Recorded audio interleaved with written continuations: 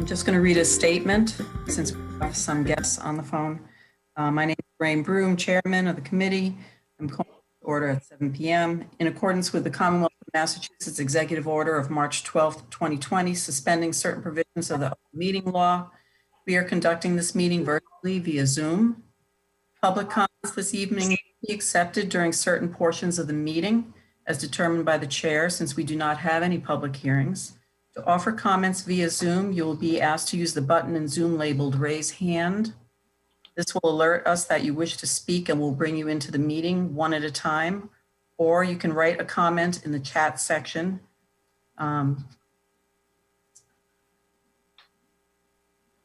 If you're planning to speak tonight, you may want to take a moment to find the Zoom button. Make sure you're in a quiet space and have a working microphone. Also, please be sure that your Zoom window includes your name. If you are participating by phone, you can raise your hand by dialing *9. In the event of any technical difficulties, all matters on the agenda that have not been heard will be continued to the EDC's next meeting on March 17th, 2021, and all votes will be taken by roll call. I'll introduce our voting members. Myself, Rain Brew. We have Heather Harding, John Gray, Dan Krantz, John Eva, and Tom Murphy.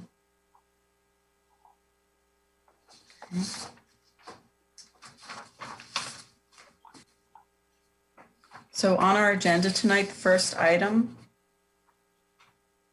is an all alcohol package store liquor license, Forbes Crossing, town meeting legislation request being presented by Frank Spillane. Frank requested that he be placed on the agenda, wants to discuss the request that'll be going forward to the spring annual town meeting. So Frank, you'd like to introduce your client? Thank you, Lorraine. Good evening, everyone. Thanks for having me. Attorney Frank Spillane of Spillane here in Foxborough.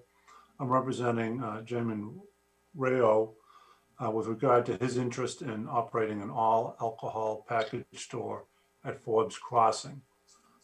Forbes Crossing is the redeveloped plaza, formerly known as Foxfield Plaza, which is located by the Mansfield town line between Route 140 and Central Street. There's a Hampton Inn there, Starbucks, Fit Factory, Antonia's Deli, and as well as some others located there. The plaza is not yet fully occupied, and they've had trouble recently, especially getting anyone interested in any of the spaces there.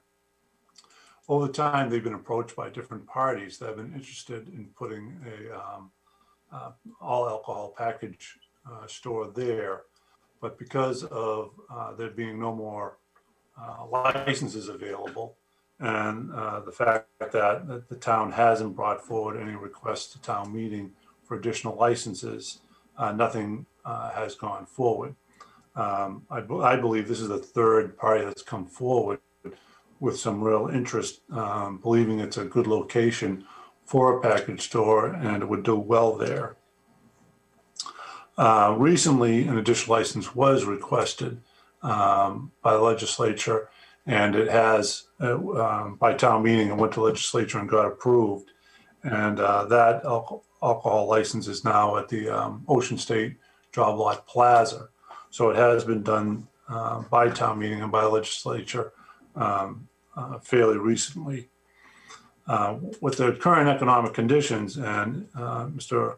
Rayo's interest in the location, it was decided with discussions with Forbes Crossing and this individual that we would approach the town to see if they had any interest or lack of interest in Forbes Crossing and Mr. Rayo moving forward with requesting an additional license.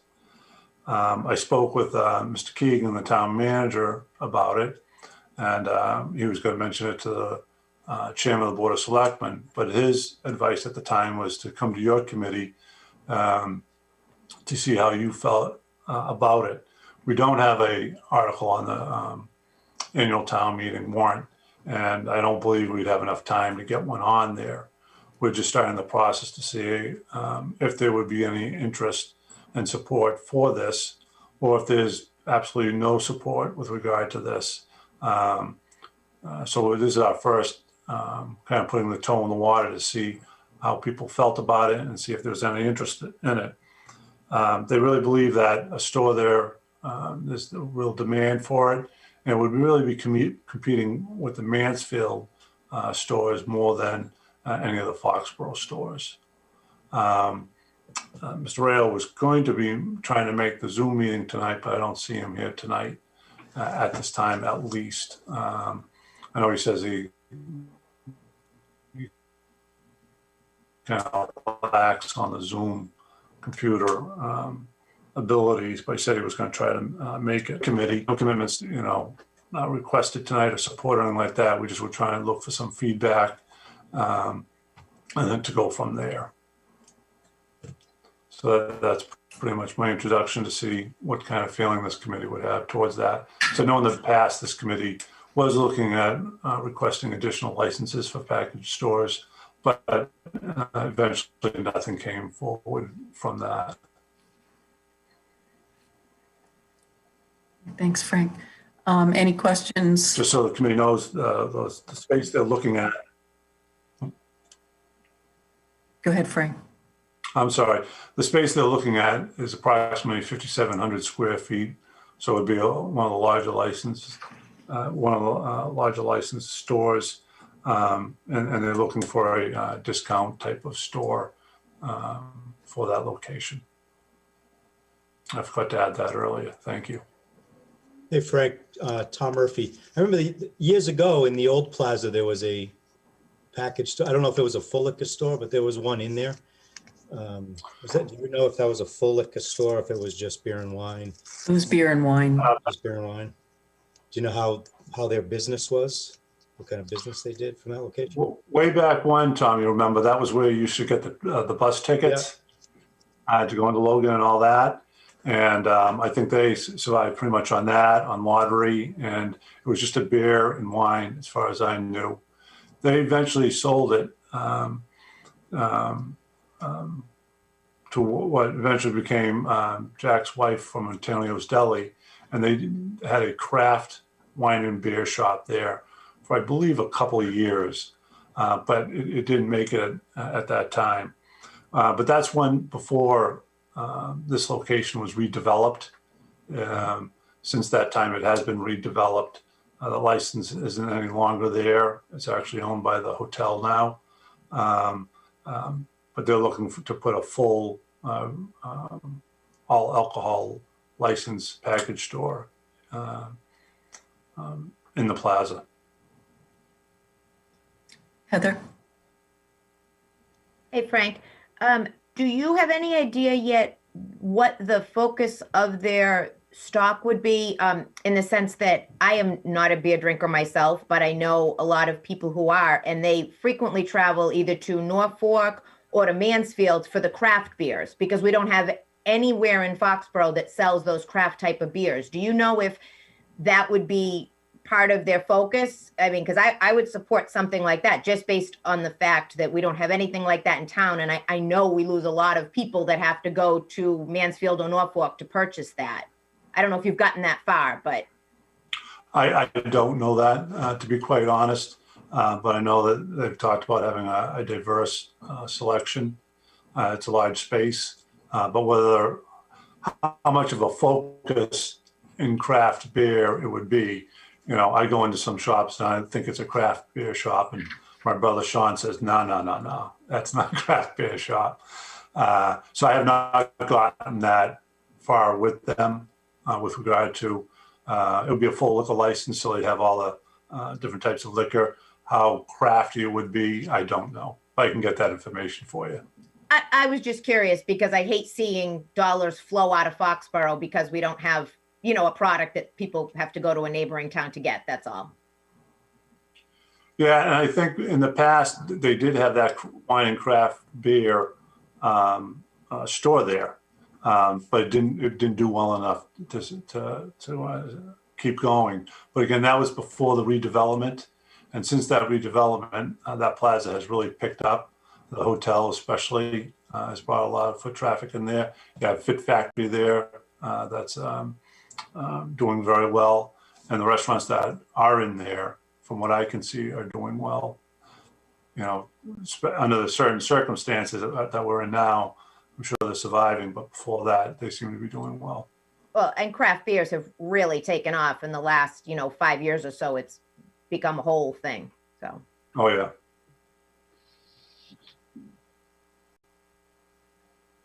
John, Eva? Interested to see that they've selected Forbes Crossing as opposed to the location beside Shores, which used to have an alcohol store and therefore would have more foot traffic from people doing day-to-day shopping as in opposed to the Forbes Crossing.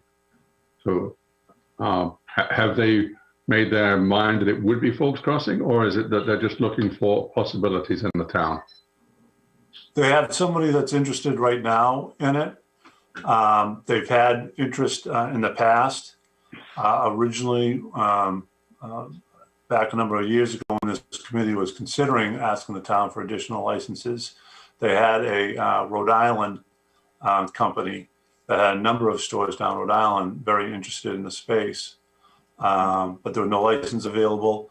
And again, nothing came forward to town meeting with regard to getting additional licenses. So that didn't work out. I know there was another party at one time that was very interested because the owners of Forbes Crossing gave me a call. And at that time, I told them I didn't think there was, much interest in it. And the plaza was still being developed. It was still being redone. So it wasn't final yet. At this time, they gave me a call under the circumstances. Both parties, Forbes Crossing, people that want to get in there, decided let's see what the town thinks about this idea, and we can keep going forward. Or if we hear a lot of negative input from the town, we'll take a step back. Thank you.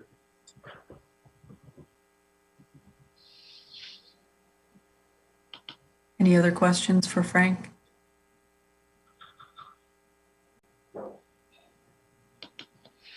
Actually, Lorraine, I thought I saw Jim Shubalinski chime in. Looks like we have two raised hands. Okay, yep, all right. See if I can unmute them.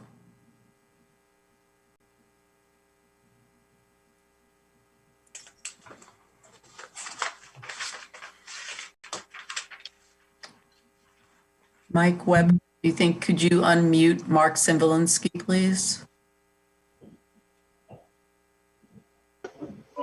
They should be unmuted already.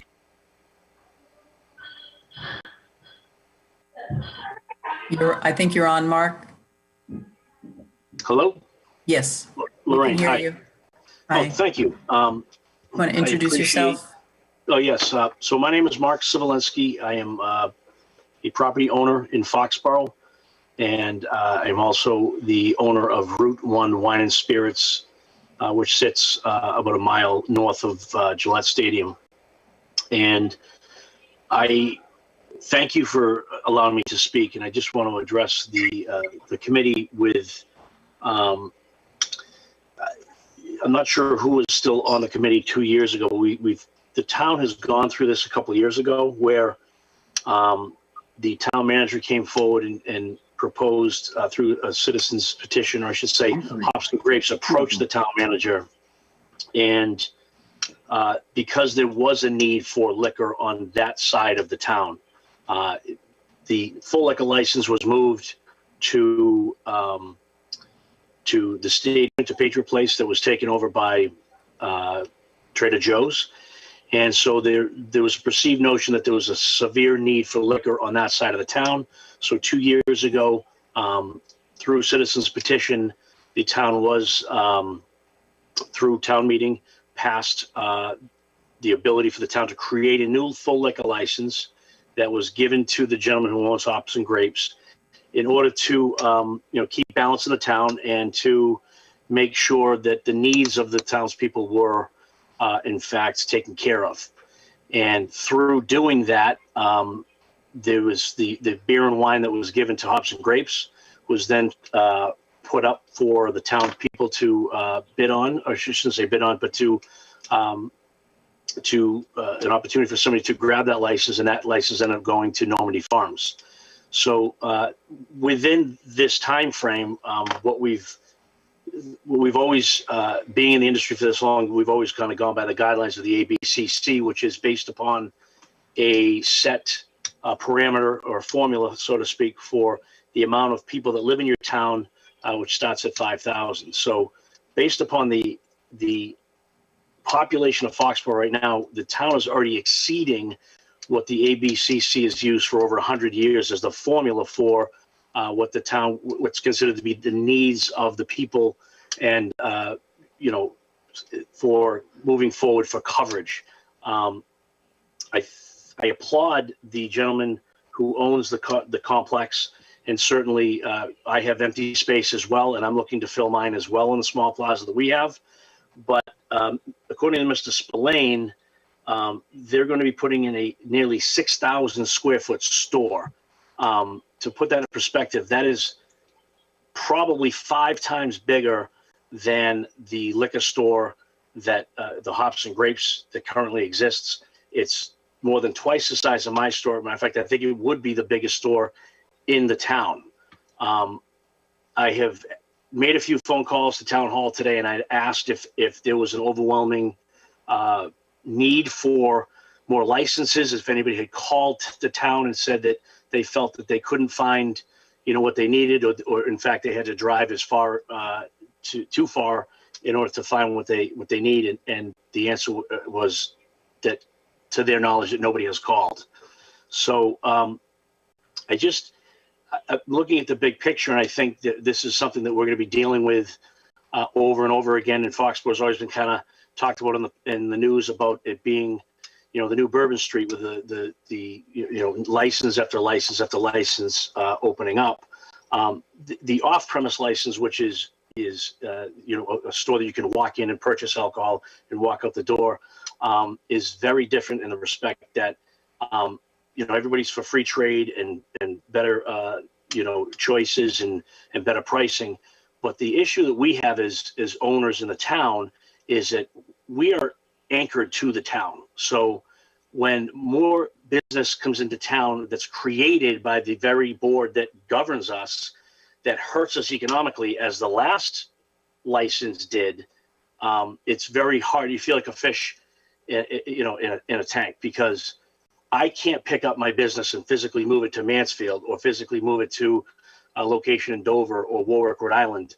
I am locked to this town. So I'm just, I guess, respectfully asking that the board consider that right now we are over the kind of the formula of amount of licenses the town should have. The town has already gone down the road of creating a new license to satisfy the needs of the town by giving a full liquor license covering that corridor. And to me, it becomes a question of, is there really a need for a new license to be created for stores like myself? And I know that Neil Patel and Melina from the Extra Mart, we felt the pinch already. We felt the economic downturn. We've seen what's been happening, and certainly with COVID, everybody's doing the best that they can to stay afloat, keep their businesses going, pay their employees. So I guess I respectfully request that you really take a hard look at what the economic benefits might be versus what the economic downturn is already happening to the existing licenses, and even including the people that it would hurt in Mansfield. Normally when you talk about things in town, you're not talking about outside the borders, but that's obviously been brought to the table. But I can tell you that between the stores in Foxborough, there's nothing in the market that you can't find in our stores, and we do our best to give people the best pricing and do the best that we can. But my issue and the reason for being here today is to just to ask that you do take these things into consideration, because we've already, as Mr. Spillane has said, the town has not necessarily set a precedent. They did it the legal and way to create the new license, but we've already done it once to what the town perceived as a need. And now I just think just to create a new license so that a private plaza owner can fill a space is really kind of going down a slippery slope where I think you'd be opening up Pandora's box. So I appreciate the opportunity to speak, and thank you very much. Thank you, Mark. Does anyone have any questions for Mark? Thank you. Mike Weber, could you please unmute Mr. Nimish Patel? I think he's unmuted. Go ahead, Mr. Patel. Hi, everyone can hear you? Yes. Yes. Yeah, everybody can hear me? Yes. Yeah, I'm Nimesh Patel, the owner of the Foxboro Wine and Spirit down the Rotary. The couple years back from when the Hops and Grapes filed the petition for the all alcoholic package store license, I think that time the Economic Development Committee vote against him to not give the license to on those side, but still they get the license on the reason for the economic development. Now we get another license just for that reason to part of that get another license on the Fox crossing. So that means the economic impact to my business is more than the mark from the Route 1 liquor. So I don't think so. We need another license on that areas again, but they already have the one license, the Hops and Grapes Garret, just reason for the economic things last couple of years back. Yeah, thank you. Thank you. Does anyone have any questions for Mr. Patel?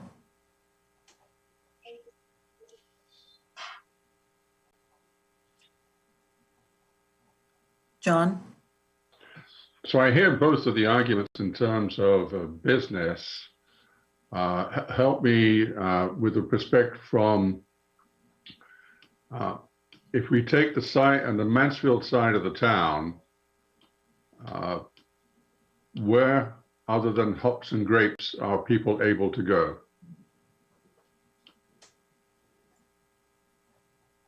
In Foxborough.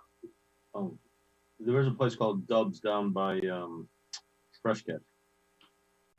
On That's in 106. Mansfield. That's not in Foxborough. That's in Mansfield. Right. I know So that. I live, so this is Tom Murphy. I live down this end. I live by the Mansfield line. And if I go to this liquor store, I usually go to the one in the Stop and Shop Plaza in Mansfield. That's the closest one for me. Right. And that one has the advantage that it's near to Stop and Shop, so it gets a high amount of foot traffic, right? Right. And this new location would be, it's like behind, it's close to that, right? It'll be close to that one. Yeah. Yeah. So I think we have to be fair to people living on the same side of town that you and I live on, if we're looking towards trying to keep business in Foxborough. So I appreciate the comment that in terms of population, we may have more, but we don't have it geographically balanced around the town.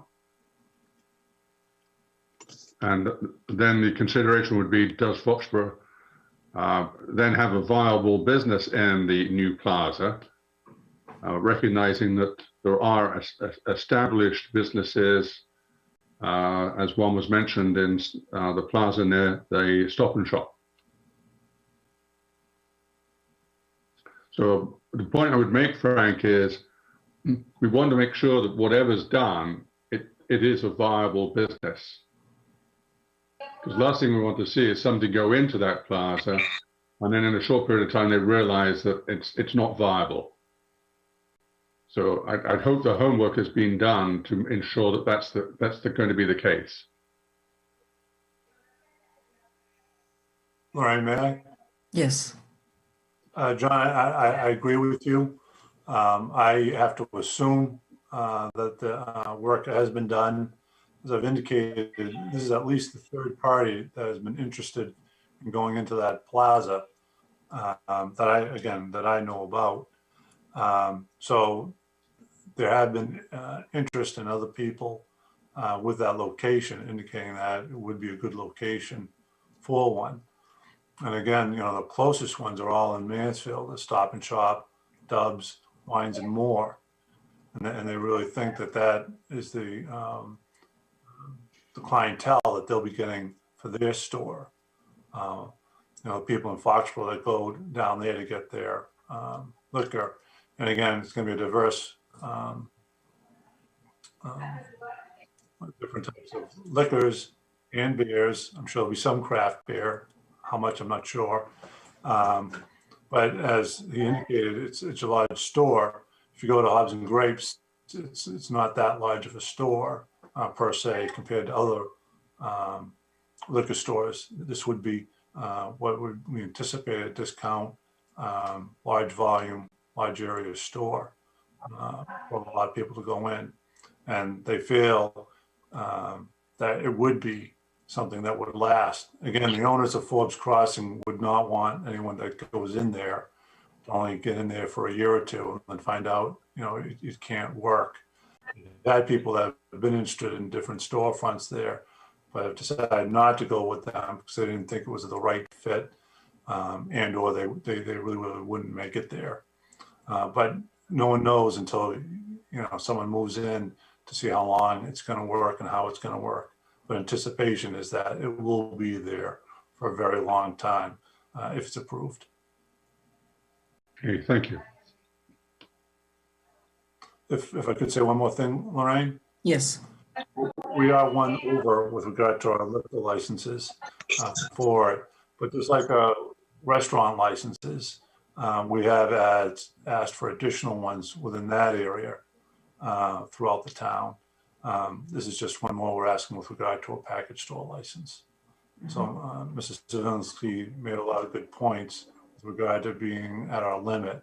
But again, many towns have requested additional liquor licenses, both restaurants and package stores. Thank you. Thank you. Any other comments, members? Yeah, Yes, Mr. Patel? yeah. Can I speak? Thank you. Yes.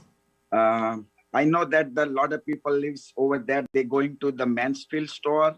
That's what the Mr. John say, but that's not the reason. People live that side of the town. They not go to the Route 1 liquor, or they're not going to the center of town. They're going to the nearest one. But that's the reason. The couple years back, the Hops and Grapes, the liquor license, the committee issued there. Now, if you get another liquor license, I don't know. So my question is that, so why I can't move my license to anywhere? It's just certainly for the Rotary. If the town people don't need about the Rotary businesses, so why I can move my license to that good spot?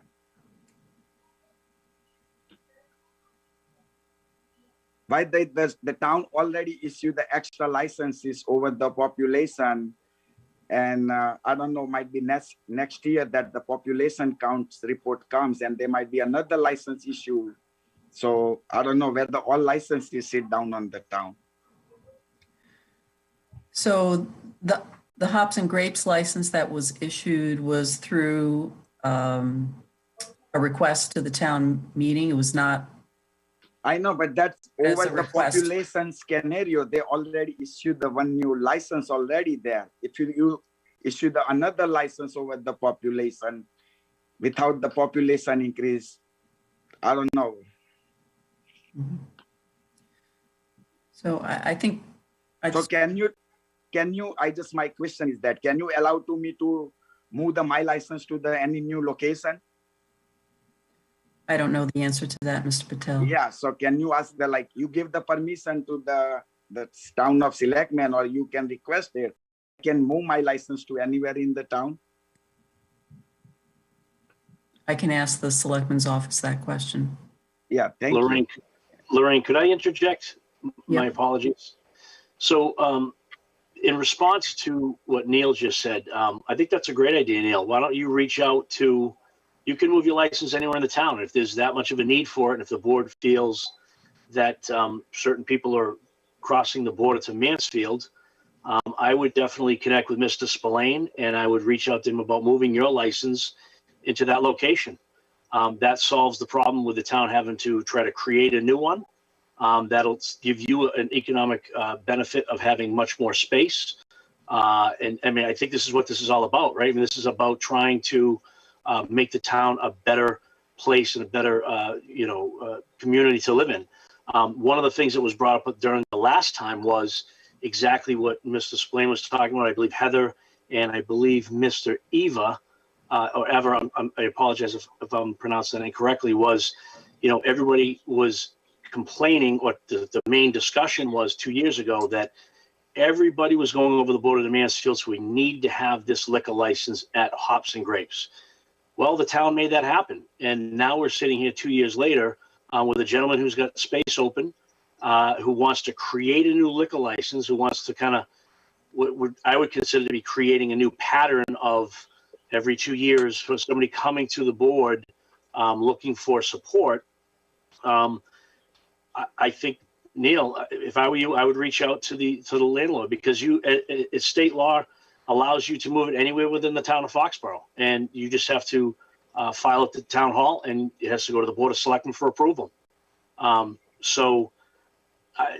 Again, like I said, I strongly feel that trying to create a new license for the benefit of one person is very unfair to the rest of the people that have been in business in this town for over 75 years, including my family. And not that it's ever about the money, but I know what Mr. Patel paid for his license. I know what Melina paid for hers. I know what we paid for ours, and it wasn't free. So I think, again, to look at the big picture is we've had these stores that have been in this community for over 75 years that have been donating to the local churches, to more charities than we care to talk about, and even more so now with C19. But to even entertain trying to put another license in the town when there really clearly is no need, other than the fact that if we're arguing about who might be sneaking over the border or going to wherever, the fact of the matter is that most people do their shopping online. They do curbside pickup. So I think, again, in a large scale of things, we might have just solved the problem right here. Neil, I would fully support you at the town hall to move that license into that location. I think that's a great idea. Yep. Thank you, Mark.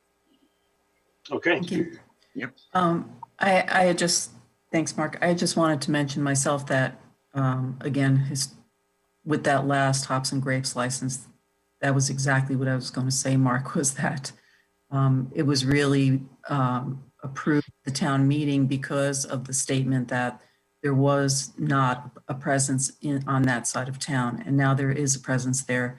And, in my opinion, I think, this type of store definitely would impact hops and grapes location there.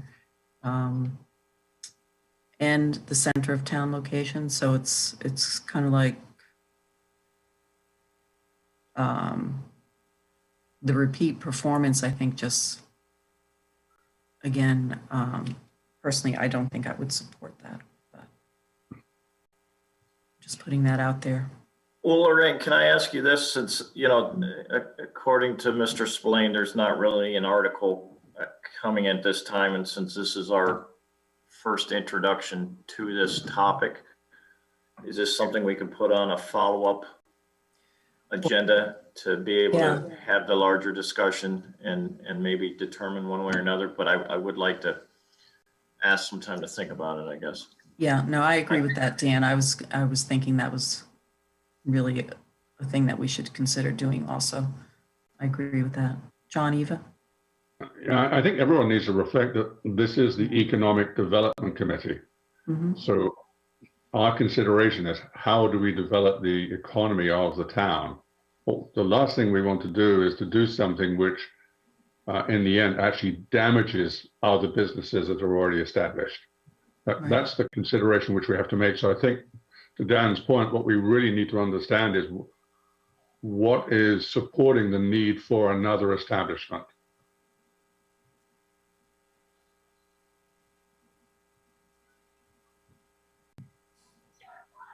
Yeah, I go along with that as well, John. That's why I was asking what products they're going to focus on, because like I said, I have no horse in this race. I don't drink beer, but I know a lot of people have said the reason why they go to Mansfield is because the stores we have in Foxborough don't carry the assortment of craft beers. That's the only reason I was inquiring. If it's going to be another store that's going to sell exactly the same products as the stores we have, then you're right. I wouldn't see the benefit to that. But if it's going to fill a need for a product that we don't currently have in Foxborough, and therefore people are leaving and going to Mansfield, that's a different story, I think. That's why I was asking if Frank knew.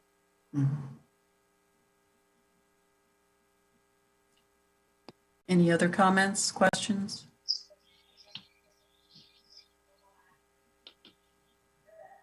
All right, so then we'll put this on our next meeting agenda and have some additional discussion. And hopefully we'll have more members of our committee present who can also participate. And, you know, we can hear again back from Mr. Patel if you decide to pursue that information. If you could bring any information back to this committee, that would be helpful to understand the impact. That would be great. Yep, thank you. Frank, do you have any other questions for us? No, just, do you guys meet monthly, twice a Yes. month, or as needed? Once a month, usually the third Wednesday of every month. Okay, well, I'd like to coordinate with you as, you know, for the next meeting. And if it's not necessary, for one reason or another, maybe we push it off. Okay, You know, if anybody has any input or questions in the meantime, feel free to contact me. But this was our initial moving forward with this request, seeing what kind of feedback we were going to get. Again, we don't have any article for the annual town meeting. There's not enough time to put one together. We wouldn't want to rush this thing through. You know, we want to do it the right way. And we want to thank you for your time tonight. great. Thanks very much, Frank. Thank you. Okay.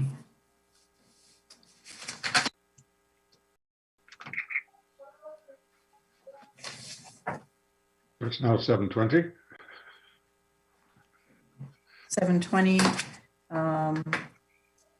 If everyone has had a chance to review the minutes from our last meeting, can I get a motion to approve those minutes?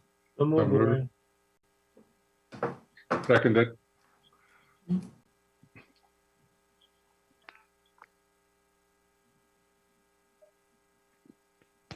I'll take a roll call vote, please. I vote yes. Dan, Yes. John Eva, Yes. John Gray, Yes. Heather, Yes.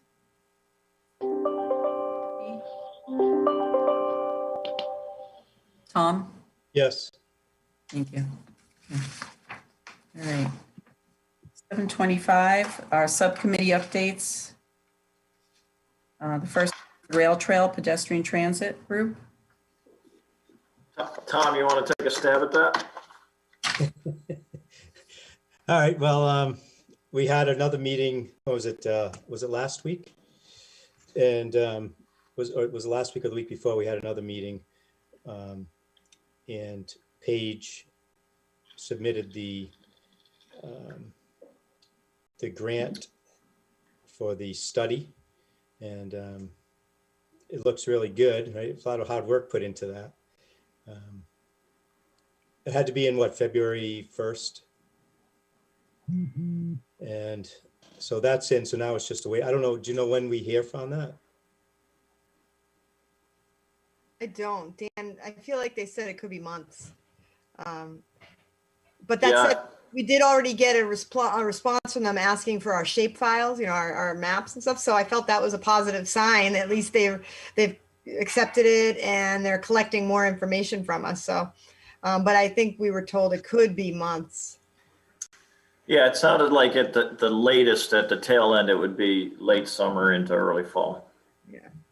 I think last year they did a July award, but we don't know. Maybe that was delayed by COVID. So we're not really sure. But I think, you know, we're looking at summer at the worst case and hopefully sooner if they're moving quickly.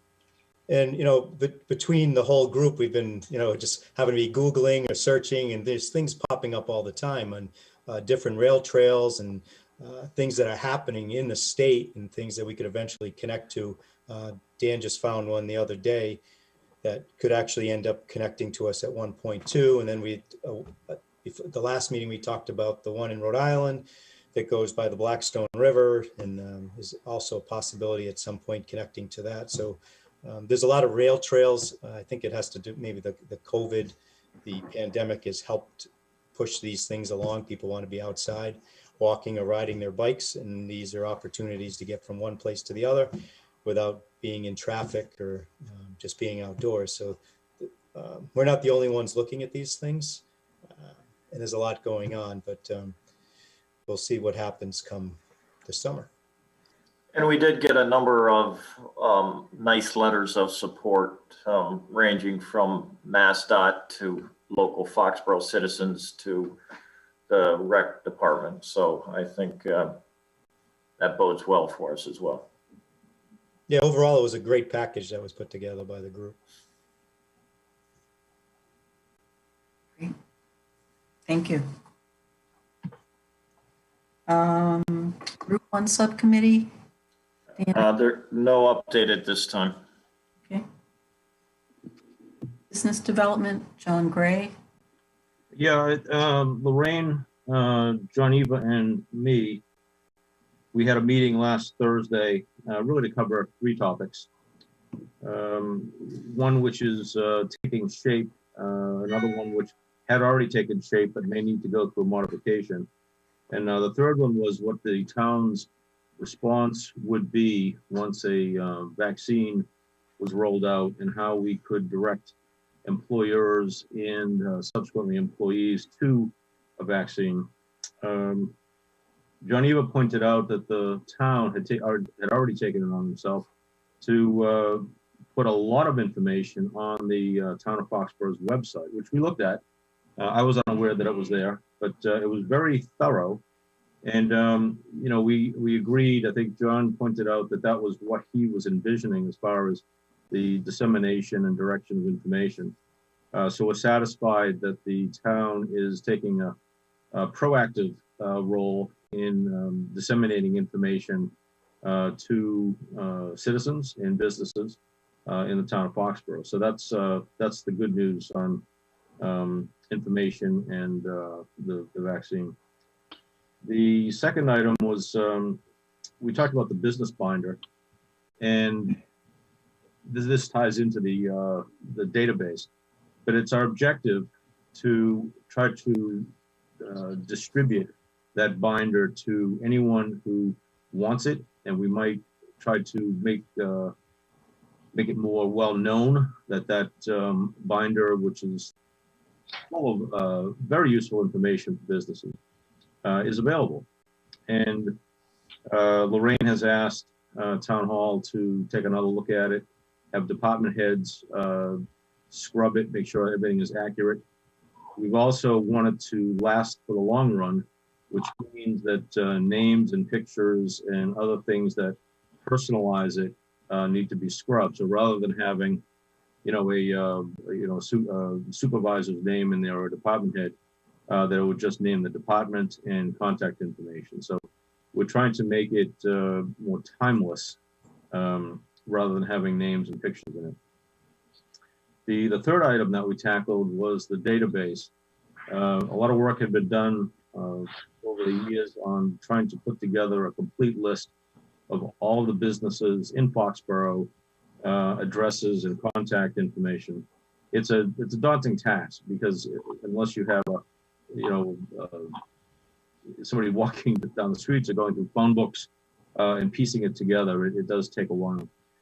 I got in touch with the Secretary of State's office in December, and the fellow who actually manages the database for all businesses in the Commonwealth was kind enough to go through and break it down by all businesses using the 02035 zip code. And it was substantial.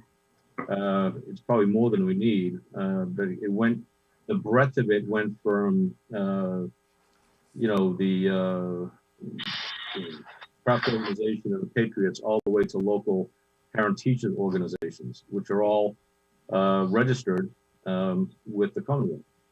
So anyway, the one thing that was missing, though, was contact information. This is important that we have at least email addresses so that we can send information to these businesses. So I've asked this fellow at the Secretary of State's office if he could take another go at it, and rather than just giving me a list of all businesses in the town of Foxborough, if he could also include all businesses in contacts, names and email addresses. And he's been on vacation this week, so I expect I'll hear from him early next week.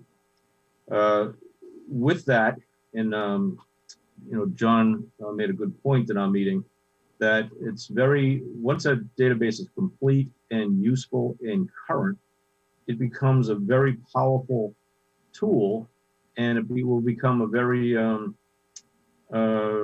desired tool.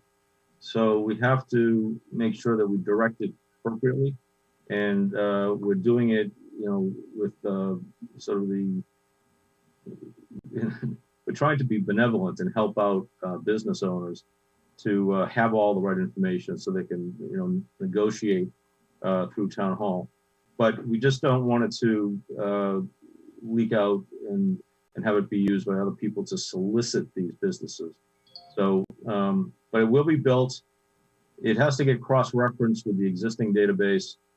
There's one flaw that I see, that there are some businesses that are operating in Foxborough that may not be incorporated in Foxborough. And there's some businesses that are incorporated in Foxborough that may not necessarily be operating in Foxborough. If you take a look at the list, we have a lot of foreign companies in Foxborough as well. So it needs a scrubbing. It needs contact information. It's in process, and I can expect that if this Governor Secretary of State's office is agreeable, we could probably have, I'd say, a working but rough database within a number of weeks. Just if he can send us the information. So that was the extent of our meeting. It was rather productive, and we are making headway with the database such that the business binder can be distributed at some point. John, if I may. One other point I would add, that where you commented that the town has already put onto the town of Foxborough website the coronavirus info, I haven't seen anything, for example, in the Foxborough Reporter to make everyone aware of it. So what we might want to consider is, are there mechanisms to alert people of its existence, as opposed to waiting for them to go to the website?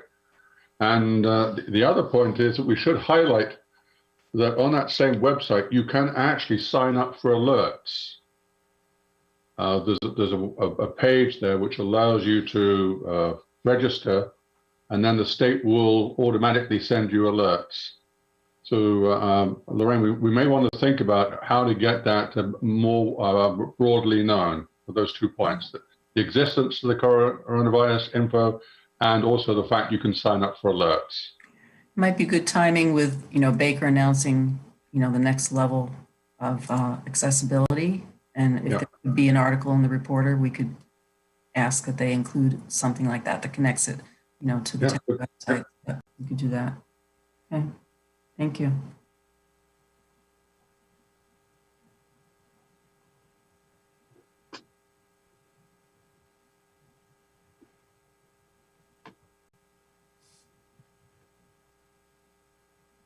Which gives us a nice segue into the website content. There we go. I don't really no update on that. Honestly, been busy, and it's hardly a subcommittee, actually. I mean, it's more just keeping up with the information. Yeah. So I just noticed that the new member names aren't on it yet.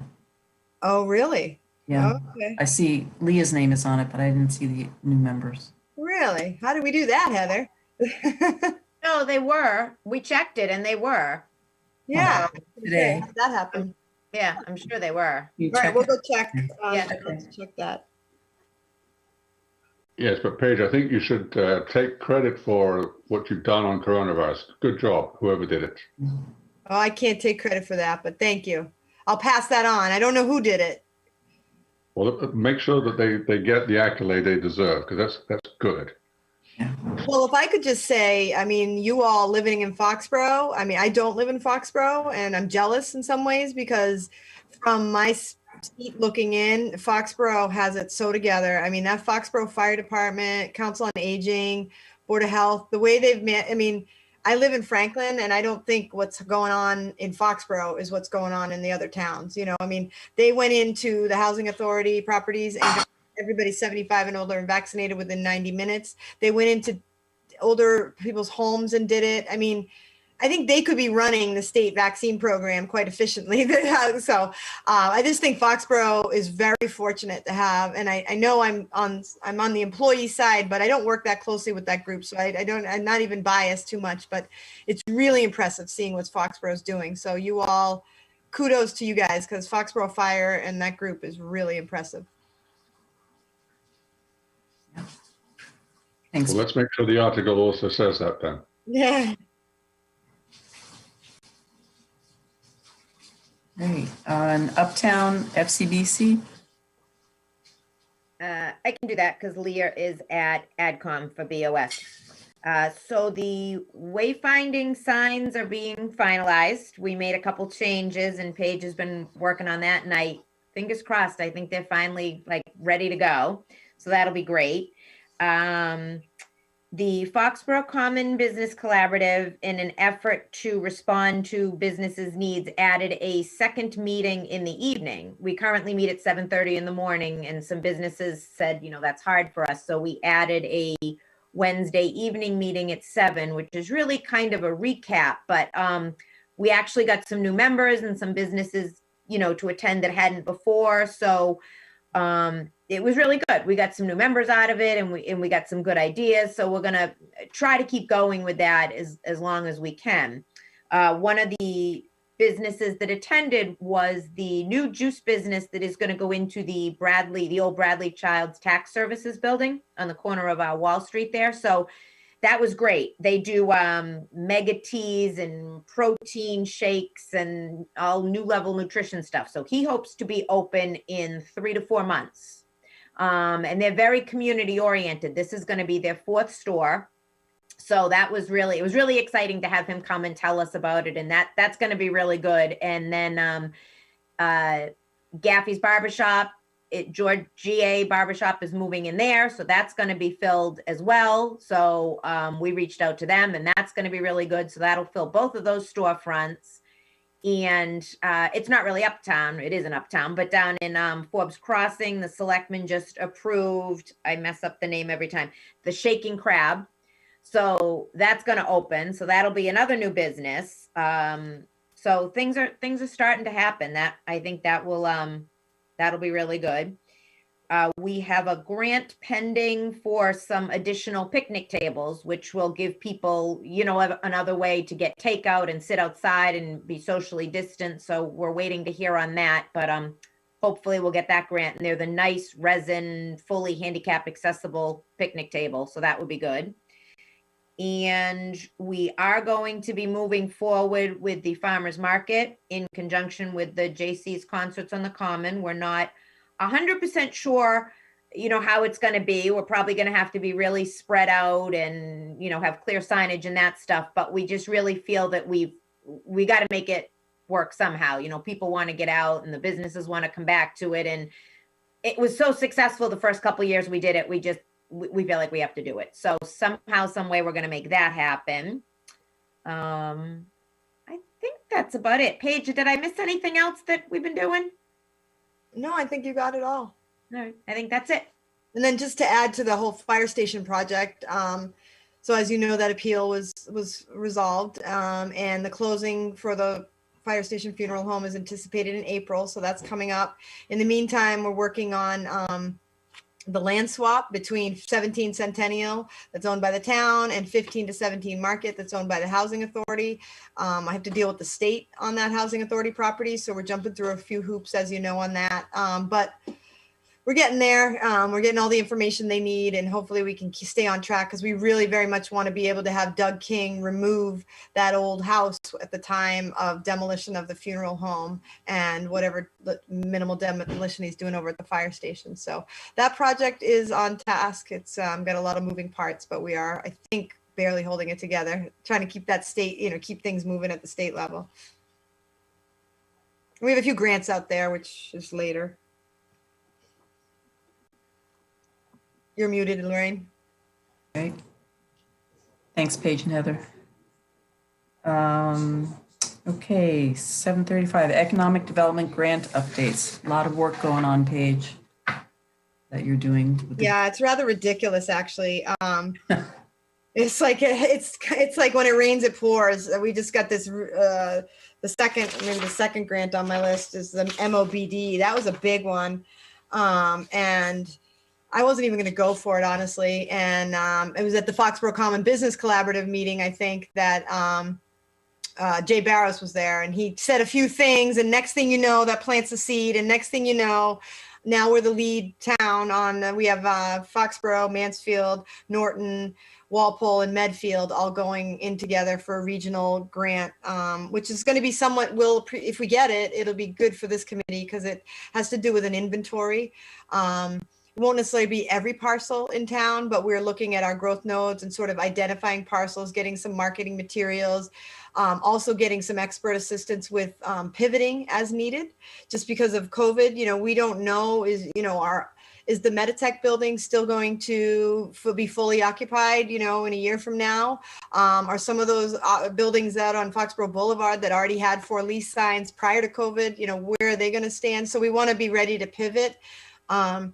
I've already received some calls on a couple hotels in town that folks are looking to, like, oh, they're not performing that well. We might want to look and see if we could put apartments in there. And no, but it shows me that the market is, evolving and no one's really sure where it's heading, but we want to be sort of nimble. And in doing my research for this grant, it was interesting because I was thinking of from all the business perspective, which I should have been thinking of, like from the town's perspective, like obviously any impacts, to occupancies and, leasability is going to affect values, which then trickles down to the town's finances. Hotels, we get the hotel tax from them. So if we lose any of those or if they're underperforming. So beyond COVID, it will be interesting to see, what's going to come and how this town needs to adapt to ensure long-term viability. So that was a big grant. We put in for a whole $250,000 on that one, hoping that it would be consultant heavy. Because honestly, the number of planning grants that are out there, I'm a little scared about like between now and June 30th, the balls that we have in the air. But, we're all in the same boat. We're all going for the same grants and we'll figure it out. The first grant on my list there, I have no idea what that even is going to be. I put it in there just so you all could see the language. We basically had to apply for a grant and they are going to help scope it. I put it in there as sort of a parking management uptown thing, just because I think that's been one of the big concerns of uptown is, and in the downtown strategy and master plan, there were some really good recommendations to how to deal with the parking problem. Even though no one thinks there's a real number problem, there's a perception problem and or future build out problem. So we want to make sure we're fully handling parking well, and especially as we come out of COVID and if we start to see uptown, Shoveltown opening up, the theater opening, we are going to feel those those parking pressures again. So I want to, that we've heard the message that there needs to be some sort of planning there. So I think that's where that grant will head, but I will let you know, because again, we have to get scoped and sometime in February, they're going to be in touch with us. We're going to be matched with a consultant and we'll get one-on-one support from subject matter, depending on the needs of our community. So I don't know, we're in it. We got it. I don't know. I figure we got, if you're going to pay, you're going to play, you got to get in there. The second grant I list there, that's the one I just talked at length about, that regional MOBD one. That's the big one. And then again, if anybody's watching, we still have our little our grants for small businesses. If you have 5 or fewer employees, please get in touch with me. If you're in Foxborough and 5 or fewer employees, because we do still have $10,000 grants to give away. I will be honest that it's a federally funded grant program. So I get the sense, I have no part in the application, so it's all completely anonymous. I would never see anybody's information, but they do require a lot of paperwork, apparently.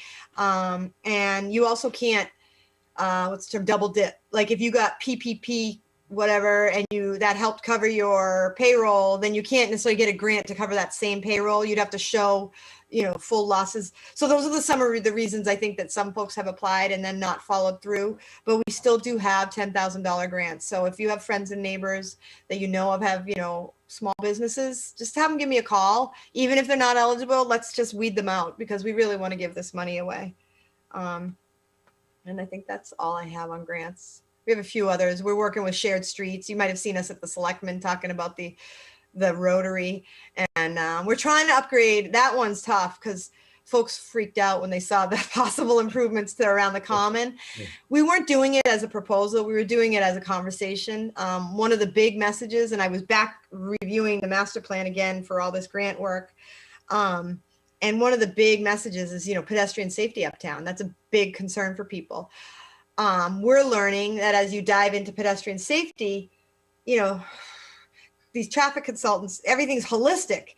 And next thing you know, not only are we just throwing in a crosswalk, but we've got to look at this, that, and all this is so unsafe. So we're getting schooled on this and we're really learning. And that's what we're trying to keep the conversation going. We're not trying to do anything too dramatic, but we've even been talking about doing some demonstration projects where we maybe change some of the way the layouts are up there, kind of like we did up by the theater, where this would be even more temporary. The state would pay for it, where you put up barriers and whatnot to test out some different ways of managing it. But we're not there yet. We are, the state has a big grant program and they are funding a lot of this. And right now they're funding these consultants to work with towns to help scope this out. So that's the process we're in now. And so that's why you're seeing these concepts coming through and then everybody's, the police chief, but we're just trying to figure out how to balance moving 14,000 people through basically a state highway, practically, not that stretch, but a state road. And also making sure our kids from the rec, from the booth or the folks at Shoveltown or up at Farmers Market, that they could safely traverse the common. It's not the best setup. So there's going to have to be some compromises somewhere, and no one wants to affect traffic, but we also have to look at the pedestrian safety. So it's a balancing act and we're working on it.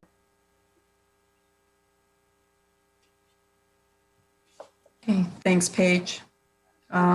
Next item on the agenda is possible speaker for future EDC meeting. Any suggestions? I know, Dan, you had mentioned someone might be interested at one point to come forward.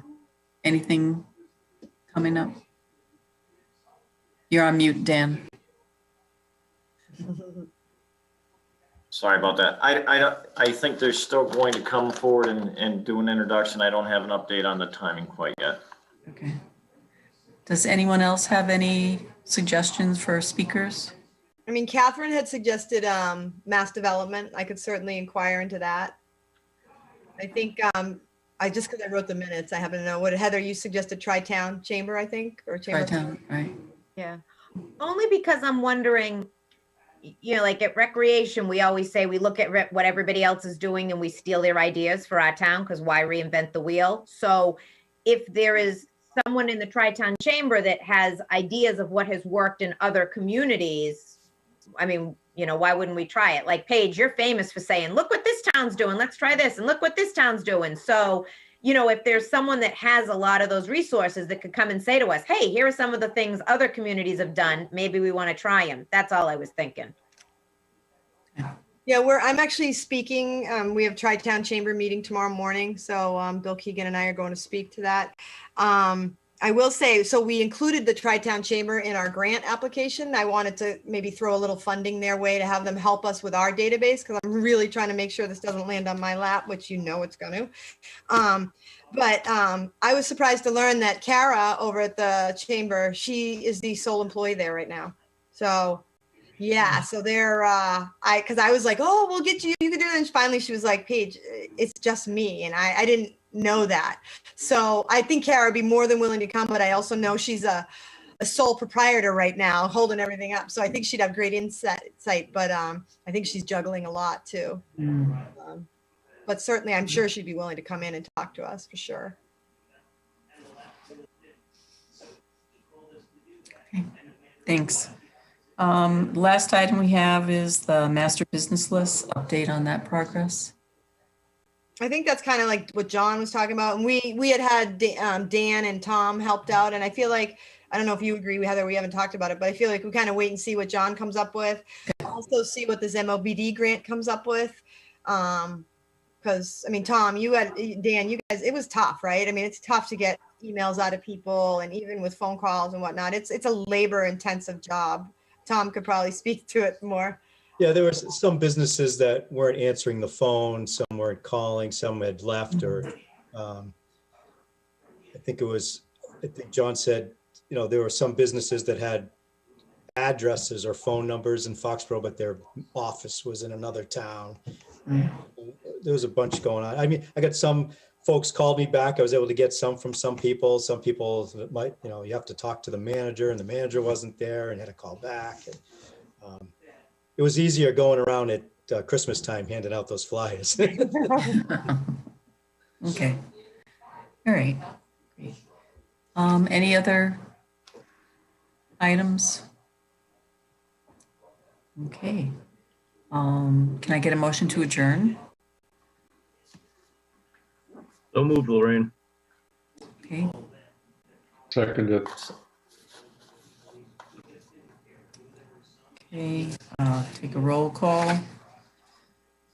Yes. Lorraine, Dan, Yes. John, Eva, Yes. John Gray, Yes. Heather, Yes. Tom Murphy. Yes. All set. Thank you very much. Have a good evening. Everyone, thank Good you. night. Thank Bye, you. everybody. Yep, good night. Bye.